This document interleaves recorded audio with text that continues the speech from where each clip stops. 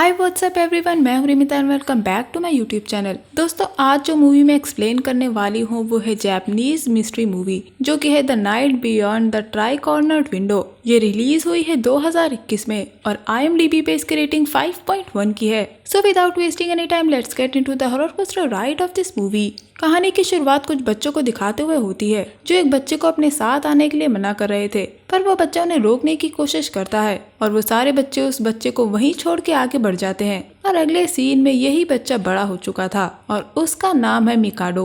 Mikado अब एक road cross कर रहा था और तभी अचानक से उसे रोड पे ही भूत दिखती है। मिकाडो को दूर से खड़ा एक आदमी देख रहा था जिसका नाम था हियाकावा। मिकाडो एक बुक स्टोर में काम करता है। मिकाडो के पास ये एबिलिटी है कि वो भूतों को देख सकता है और वहाँ पे उसे एक भूत उसकी तरफ आता दिखता है जिसे देख के वो डर जाता है और वहाँ से भागने की कोशिश करता है। तभी वहाँ हियाकावा आ जाता है जो उसे रोक देता है और वो मिकाडो को भूत की तरफ मोड़ देता है और हियाकावा मिकाडो के सीने पे हाथ रखता है और उन दोनों के पास एक ट्रायंगल फॉर्म हो जाता है। हियाकावा उस भूत पे एक्सरसाइज करता है और वो भूत गायब हो जाता है। एक्सोर्सिज्म के वक्त मिकाडो को उस आत्मा का पास्ट दिखता है। जब वो जिंदा था तो उसका बॉस उसे अप्रिशिएट नहीं करता था और उसे हेट मैसेज मिलते थे, जिसके बाद उसने सुसाइड कर लिया था। मिकाडो भूत देखने के साथ साथ उनके पास्ट को भी देख सकता था। हियाकावा मिकाडो से कहता है कि उनका मिलना किस्मत है और वो मिकाडो को अपना असिस्टेंट बनाने के लिए कहता है और वो कहता है कि वो मिकाडो को उसकी प्रेजेंट सैलरी से डबल देगा। मिकाडो भूत के दिखने और एक्सोर्सिज्म को हेलुसिनेशन बोलता है,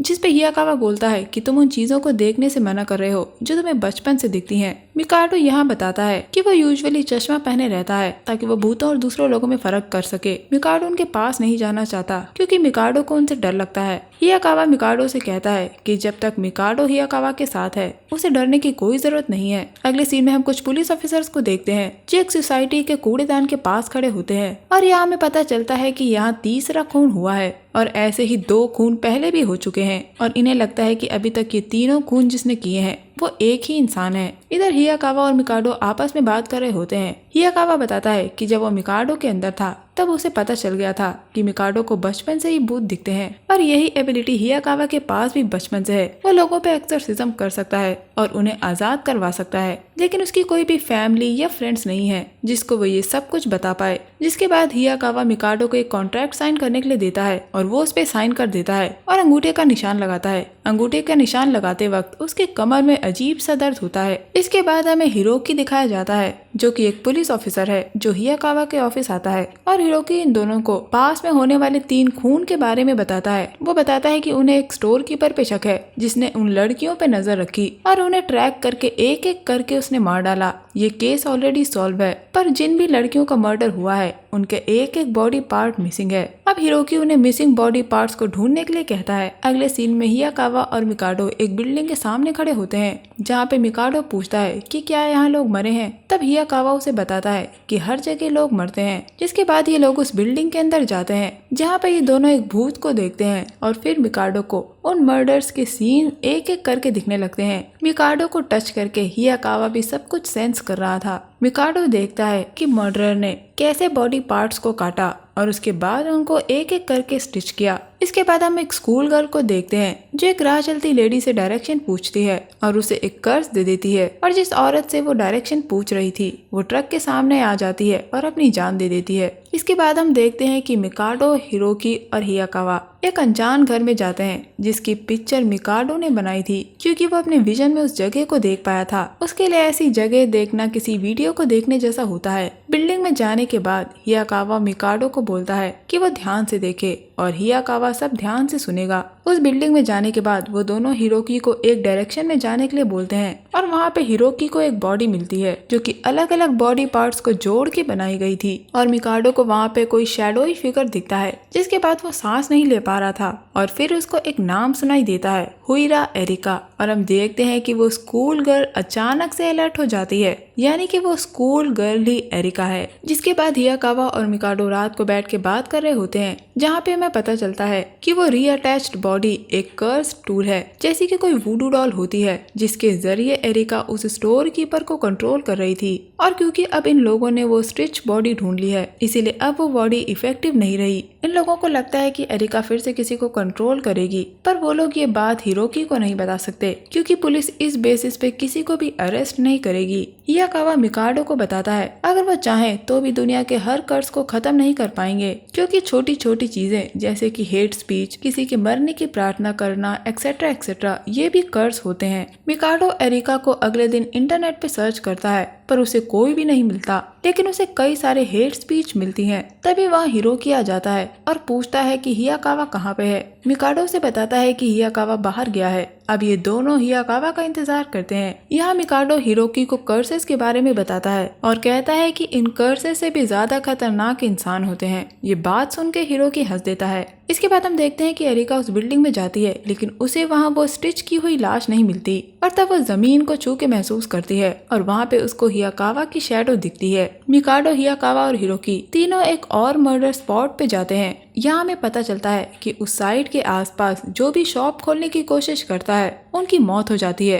पहले इन लोगों को लगा कि कोई शायद उस जगह को पाना चाहता है। हिरोकी बताता है कि उन लोगों ने वहाँ इन्वेस्टिगेट किया, लेकिन उन्हें वहाँ कुछ भी नहीं मिला। अब ये लोग कार से उतर के उस जगह की तरफ जाते हैं जहाँ पे हियाकावा एक ट्रायंगल बना देता है और हिरोकी को वहाँ पे खड़े रहने के लिए बोलता है, क्योंकि हिरोकी को इन सब चीजों पे विश्वास नहीं था, तो वो एज अ बैरियर उन लोगों को प्रोटेक्ट करेगा। अब हिरोकी उस ट्रायंगल की एक एज पे खड़ा हो जाता है और मिकाडो और हियाकावा दोनों ही अंदर चले जाते हैं। अंदर जाने पे उन्हें एक शैडो दिखाई देती है जो कि इन दोनों से पूछती है कि कौन है वहाँ पे, जिसके बाद मिकाडो बेहोश हो जाता है और हिरोकी अपनी जगह से हिलने ही वाला होता है, लेकिन हियाकावा उसे रोक देता है, जिसके बाद मिकाडो को हियाकावा के ऑफिस लाया जाता है। मिकाडो जब बेहोश था तो उसे अपने बचपन का सीन दिखता है जहाँ पे उसने अपने दोस्तों को वार्न किया, लेकिन उसके दोस्त उस ब्रिज पे चले गए जहाँ पे उनका एक दोस्त गायब हो जाता है। मिकाडो उन लोगों को नहीं बचाता और वहाँ से भाग जाता है, जिसके बाद हियाकावा मिकाडो को होश में लाता है और मिकाडो उठने के बाद रोने लगता है। हियाकावा उसे हक करके शांत कराने की कोशिश करता है और ये सब हिरोकी देख रहा था। अगले दिन मिकाडो एक बेंच पे बैठा होता है और वहाँ पे हिरोकी आके उससे मिलता है। वो उसे बताता है कि एरिका नाम से कोई भी नहीं मिला। हिरोकी मिकाडो को बताता है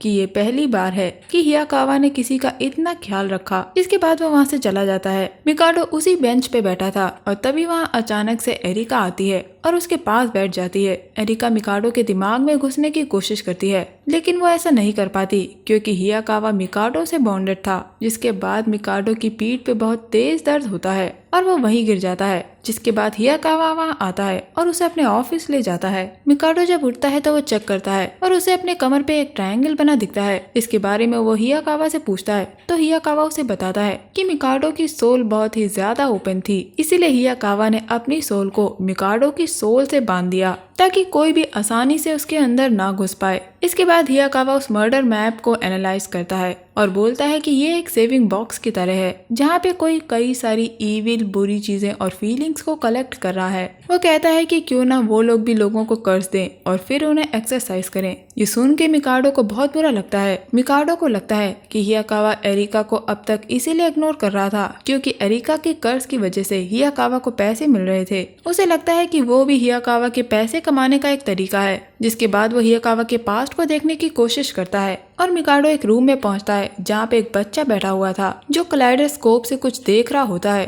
और ये बच्चा हियाकावा था। वो बोलता है कि उसे खुद नहीं पता कि वो किस टाइप का इंसान है। जिसके बाद मिकाडो उस झलक से वापस आ जाता है और प्रेजेंट में आने के बाद वो हियाकावा से बोलता है कि वो उसके साथ काम नहीं करेगा। अगले सीन में हम देखते हैं कि पुलिस बैठ के सारे डेथ्स और सुसाइड को एनालाइज कर रही होती है, पर उन्हें कोई भी कॉमन पॉइंट नहीं मिलता। उनमें से एक विक्टिम एरिका की थी। जिसके बाद हम देखते हैं कि हिरोकी मिकाडो को हियाकावा के बचपन के इंसिडेंट्स के बारे में बताता है कि 15 साल पहले उनके पास एक केस आया था जहाँ पे एक रिलीजियस इंस्टीट्यूट के नेबर ने एक गंदी सी स्मेल आने के बारे में कंप्लेंट करी थी और जब उन लोगों ने उस जगह की बिल्डिंग को चेक किया तो वो बिल्डिंग पूरी लाशों से भरी हुई थी और जो वहाँ पे जिंदा बचा था वो हियाकावा था। हियाकावा के बचपन की यादें उस ट्रॉमा की वजह से मिट गई थी। हम देखते हैं कि मिकाडो अपनी माँ को ये बताने की कोशिश करता है कि वो भूतों को देख सकता है, पर वो बोल नहीं पाता। हिरोकी भी अपने घर पहुंचता है। तब हिरोकी को हियाकावा की एक बात याद आती है कि बिलीव करने में बहुत पावर होती है और हियाकावा ने हिरोकी से कहा था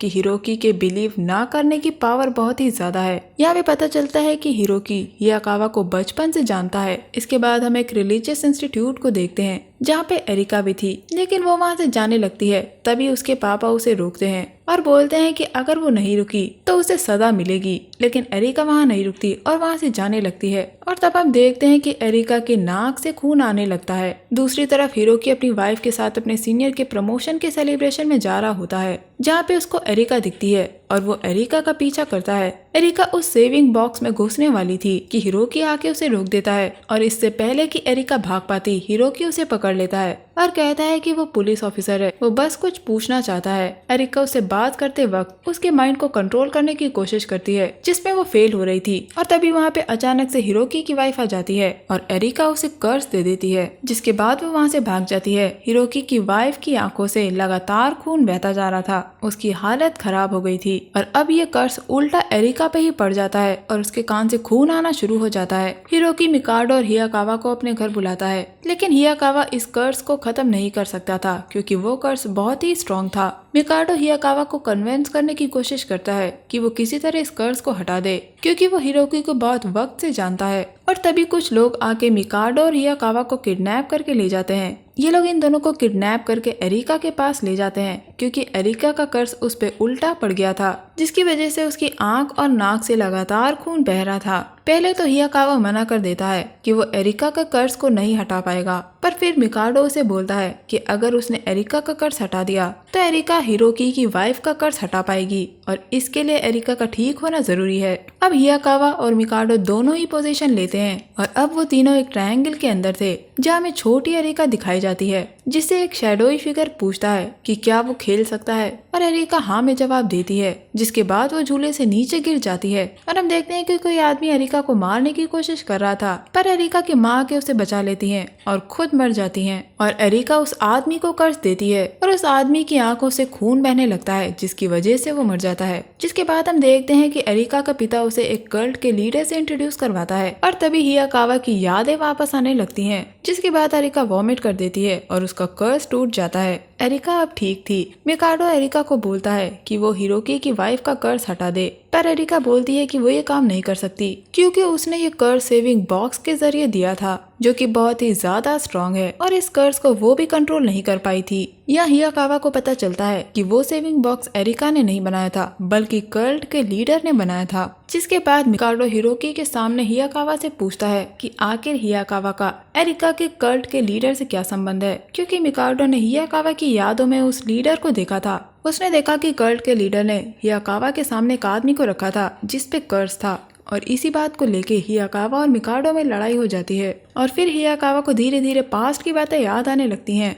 मिकाडो ये डिसाइड करता है कि पूरी जिंदगी वो जिस चीज से भागता रहा अब वो उस चीज को फेस करेगा। अब मिकाडो उस जगह जाता है जहाँ पे वो सेविंग बॉक्स था, वो अंदर जाने ही वाला था, तब एरिका आके उसे रोक देती है। एरिका मिकाडो को बताती है कि जब वो कर्ज कास्ट करती थी तो वो जानबूझ के अपना नाम दिया करती थी ताकि कोई उसे नोटिस करे और एरिका कहती है कि वो मिकाडो की मदद करेगी अंदर जाने में। अब एरिका उस सेविंग बॉक्स का दरवाजा खोलती है और उस सेविंग बॉक्स के अंदर बहुत सारी वेन्स जैसी थी जो कि इम्प्योरिटीज एब्जॉर्ब क्या करती हैं। वो एरिका की बॉडी से लिपट जाती हैं और उसको खींचने लगती हैं और तब मिकाडो अंदर चला जाता है और अंदर कई सारी इविल एनर्जी भरी पड़ी थी जिसकी वजह से सिटी सेंटर में बहुत सारे क्राइम्स बढ़ते जाते हैं और धीरे धीरे वो वेन्स उस पे भी लिपटती जा रही थी। इधर हिरोकी को ऑफिस से कॉल आता है और वो उस सेविंग बॉक्स की साइड पे पहुंच जाता है और वहाँ पे हियाकावा आके हिरोकी को बोलता है कि वो बाहर लोगों को संभाले जब तक वो मिकाडो की मदद करके बाहर नहीं आ जाता। मिकाडो हिरोकी की वाइफ को बचाने की कोशिश कर रहा था। उसे सेविंग बॉक्स में से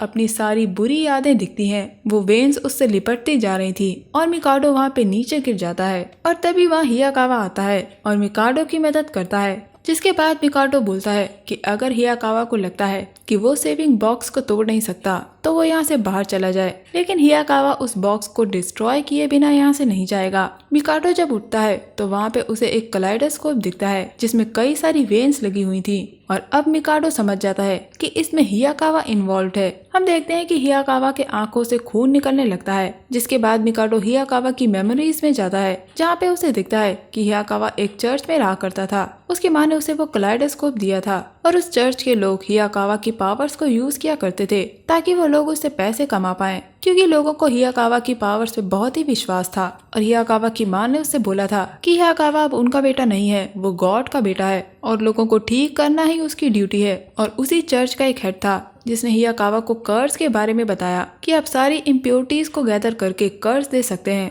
हियाकावा को ये बात बहुत बुरी लगी कि बचपन से लेकर अभी तक उसकी शक्तियों का गलत फायदा उठाया गया है, जिसकी वजह से उसने चर्च के लोगों को कर्ज दे दिया, जिसके बाद चर्च के लोग एक दूसरे को ही मारने लगे थे। हम देखते हैं कि हियाकावा की माँ उसकी तरफ बढ़ती है, तभी एक कर्स आदमी उसकी माँ को भी मार देता है और हम देखते हैं कि हियाकावा का कलाइडोस्कोप नीचे गिर जाता है और फिर चर्च के लीडर ने उसी कलाइडोस्कोप से उस सेफ्टी बॉक्स की शुरुआत करी थी, क्योंकि वो हियाकावा की सबसे पसंदीदा चीज थी और ऐसी चीजों को जादू टोने में यूज किया जाता है क्योंकि ऐसी चीजों के अंदर उस इंसान की कुछ शक्ति होती है। हम देखते हैं कि हियाकावा ये सब मिकाडो को अपनी याद में बता रहा था। इसके बाद मिकाडो को एक बच्चे की आवाज सुनाई देती है जो कि एक गाना गुनगुना रहा था और मिकाडो उस आवाज की तरफ बढ़ता है। मिकाडो हियाकावा के बचपन को देखता है और मिकाडो उसके साथ बैठ के बातें करने लगता है। वो अपने सारे डर उसे बताता है और कहता है कि उसे बहुत बुरा लगता है कि वो बाकी बच्चों की तरह नहीं है, लेकिन वो जानता है कि कुछ ऐसी चीजें हैं जो कि बस उनके जैसे लोग ही कर सकते हैं और ये सब उसे हियाकावा ने ही सिखाया था। मिकाडो उसका शुक्रिया अदा करता है, जिसके बाद मिकाडो छोटे हियाकावा से कहता है कि वो उसके साथ चले। तब हियाकावा मिकाडो से पूछता है कि क्या ये किस्मत है और मिकाडो वही बोलता है जो हियाकावा ने उससे बोला था कि जब तक हियाकावा मिकाडो के साथ है उसे डरने की कोई जरूरत नहीं है। जिसके बाद हम देखते हैं कि मिकाडो और हियाकावा को होश आ जाता है और मिकाडो हियाकावा को उसका कलाइडोस्कोप देता है और वहीं पे एरिका भी बेहोश थी। वो लोग एरिका को उठाते हैं, जिसके बाद मिकाडो एरिका को शुक्रिया अदा करता है। एरिका बहुत ही खुश थी कि अब उसे कोई रिकॉग्नाइज कर रहा है, पर उसे अपने बुरे कामों पे अफसोस भी होता है और एरिका इन दोनों का शुक्रिया अदा करती है। अब हिरोकी की वाइफ भी ठीक हो चुकी थी और हम देखते हैं कि मिकाडो अपनी माँ को फाइनली बता पाता है कि वो मरे हुओं को देख सकता है, लेकिन उसकी माँ को ये बात शॉकिंग नहीं लगती। वो कहती है कि वो खुश है कि मिकाडो के पास वो ताकत है जिससे वो देख सकता है जो आम लोग नहीं देख सकते। हम देखते हैं कि हियाकावा अपने कॉन्ट्रैक्ट को फाड़ देता है। मिकाडो को अभी भी भूत दिखते हैं, पर वो उन सबसे अब डरता नहीं है। ये देख के हियाकावा बहुत खुश था। एंड सीन में हम देखते हैं कि एरिका क्लास में बैठी होती है और एरिका के हाथ में कुछ वेन्स उभर आती हैं, जैसे कि सेविंग बॉक्स में थी। शायद इसका मतलब है कि एरिका अब उस कल्ट के लिए एक सेविंग बॉक्स की तरह काम करेगी और बस मूवी यहाँ एंड हो जाती है। दोस्तों, ये मूवी थोड़ी अलग टॉपिक पे थी और ये ह्यूमन रिलेशन को अच्छी तरह दिखाती है। लोग अक्सर ऐसे लोगों की पावर से फायदा उठाने की कोशिश करते हैं। तो दोस्तों, ये था मेरा movie explanation the night beyond the try cornered window को लेके। उम्मीद करती हूँ आपको ये एक्सप्लेनेशन पसंद आया होगा। अगर आपको मेरा ये एक्सप्लेनेशन पसंद आया है तो मेरे चैनल को सब्सक्राइब जरूर करिएगा और बेल आइकन दबाइएगा ताकि आने वाले सारे नोटिफिकेशंस आपको मिलते रहें। मैं मिलूंगी आपसे अगली वीडियो में, तब तक के लिए अपना बहुत ख्याल रखिए। Stay safe, keep hunting, lots of love.